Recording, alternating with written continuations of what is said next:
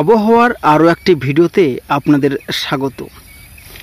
জানাবো আগামী বেশ কয়েকদিনের আবহাওয়ার পরিস্থিতি। তো দেখব আমরা বৃষ্টিপাত কবে আসবে, তাপমাত্রা কত কমবে বা বাড়বে। তো মোটামুটি আমরা আগামী 72 ঘন্টা পর্যন্ত আপনাদেরকে আপডেট দেব এই ভিডিওতে। তো এই মুহূর্তে আমরা স্যাটেলাইট মুডে এসে দেখতে পাচ্ছি যে মুর্শিদাবাদ, বীরভূম এই দুটো জায়গায় কিন্তু এই মুহূর্তে মেঘাচ্ছন্ন ভাব রয়েছে। তো বাংলাদেশের ক্ষেত্রে গেলে যেটা আমরা দেখতে পাচ্ছি, বজ্র বিদ্যুৎ সহ ব্যাপক ঝড় বৃষ্টি হচ্ছে কিন্তু বরিশাল, কুমিল্লাতে। তো এই দুটো জেলায় কিন্তু ব্যাপক হারে বজ্র বিদ্যুৎ সহ ঝড় বৃষ্টি চলছে।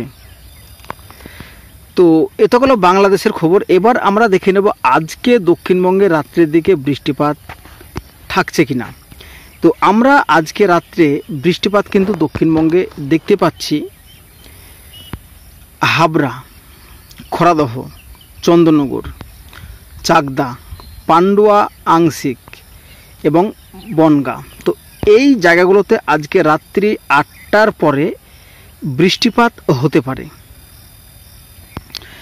তাছাড়া কিন্তু যদি আমরা উত্তরবঙ্গে চলে আসি, এই মুহূর্তে উত্তরবঙ্গের ক্ষেত্রে আমরা দেখতে পাচ্ছি গ্যাংটক, আসামের তেজপুর, গুয়াহাটি, গোয়ালপাড়া এই সমস্ত জায়গাগুলোতে বৃষ্টিপাতের একটা সম্ভাবনা থাকছে আজকেই। এবং আগামীকালকে সকালবেলার দিকে যদি আমরা দেখি, তো আগামীকালকে সকালবেলার দিকে পূর্ব বাংলাদেশ এবং উত্তর বাংলাদেশে কিন্তু বৃষ্টিপাতের সম্ভাবনা রয়েছে ব্যাপকভাবে। এবং সেই সাথে ডিব্রুগড়, তেজপুর, গুয়াহাটি এই সমস্ত জায়গাগুলোতে বৃষ্টিপাতের সম্ভাবনা রয়েছে আগামীকাল। তাছাড়া দক্ষিণবঙ্গ কিন্তু কালকে সকালবেলায় অংশত মেঘলা থাকবে, তবে দুর্যোগ কিন্তু আপাতত আমরা দেখতে পাচ্ছি না। দুপুরবেলার দিকে কি দেখতে পাচ্ছি? দুপুরবেলার দিকে বিক্ষিপ্তভাবে বৃষ্টি দেখতে পাচ্ছি 2 মেদিনীপুর এবং কলকাতায় বিক্ষিপ্তভাবে বজ্র বিদ্যুৎ সহ বিক্ষিপ্ত বৃষ্টির সম্ভাবনা থাকছে। এবং যেটা দেখতে পাচ্ছি আমরা বীরভূম এবং মুর্শিদাবাদে, তাছাড়াও মালদাতে আমরা আগামীকালকে দুপুরবেলাতে কিন্তু একটু বিক্ষিপ্তভাবে বৃষ্টিপাত লক্ষ্য করতে পারছি। বাংলাদেশের ক্ষেত্রে যেটা দেখতে পাচ্ছি আমরা সিংড়া, পাবনা, রাজশাহী, সিরাজগঞ্জ, বগুড়া, ময়মনসিংহ, কিশোরগঞ্জ, কাপাসিয়া, লখাই, মৌলভীবাজার। তো এই জায়গাগুলোতে বিক্ষিপ্তভাবে কিন্তু বৃষ্টিপাতের সম্ভাবনা থাকছে আগামীকালকে। দুপুর ও বিকেলের মধ্যে যেটা আমরা দেখতে পাচ্ছি, দুপুর ও বিকেলের মধ্যে শান্তিপুর, বর্ধমান, চন্দননগর, আরামবাগ, দুর্গাপুর, কাটোয়া এবং দেখতে পাচ্ছি আমরা বীরভূম।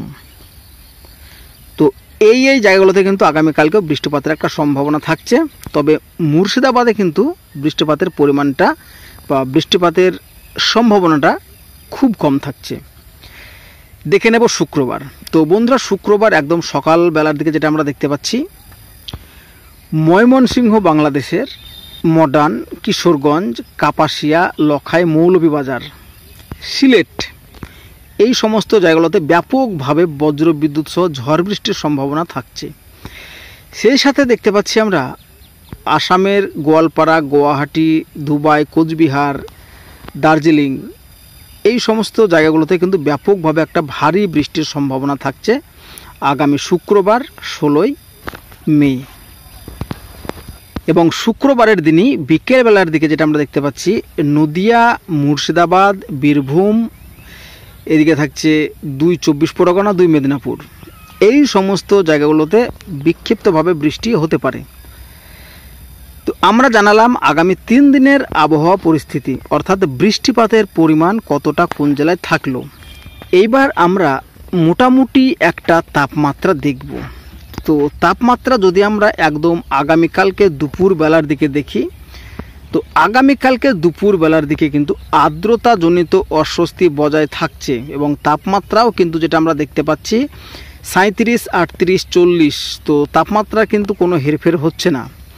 শুক্রবার দিন যদি আমরা দেখি, তো শুক্রবার দিন কিন্তু তাপমাত্রা 42, 42, 37। তো শুক্রবার দিনেও কিন্তু তাপমাত্রা হেরফের হচ্ছে না।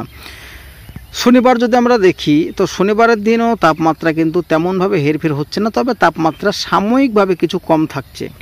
তো যাই হোক বন্ধুরা, আপনাদেরকে একটা কথা জানাবো যে বৃষ্টিপাতের সম্ভাবনা কিন্তু থাকছে দক্ষিণবঙ্গের প্রত্যেকটি জেলাতে বিকেলের পর থেকে। সকালবেলাতে কিন্তু সম্ভাবনা খুব কম থাকছে। তো যাই হোক, এই ছিল আজকের আপডেট। কেমন লেগেছে অবশ্য জানাবেন, আর আপনি কোন জেলা থেকে আমার এই ভিডিওটি দেখলেন অবশ্যই আমাদেরকে কমেন্টে জানান।